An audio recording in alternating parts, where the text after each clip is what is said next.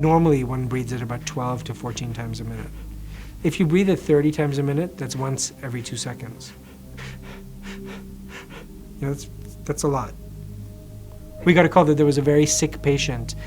So we get to this guy's village, and we go in, and literally, this man was a skeleton.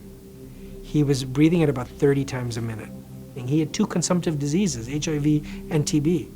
This man is emblematic of what's happening all over Africa, and certainly all over Southern Africa. These are people that without proper care just die. They die breathing 30 times a minute, gasping for air.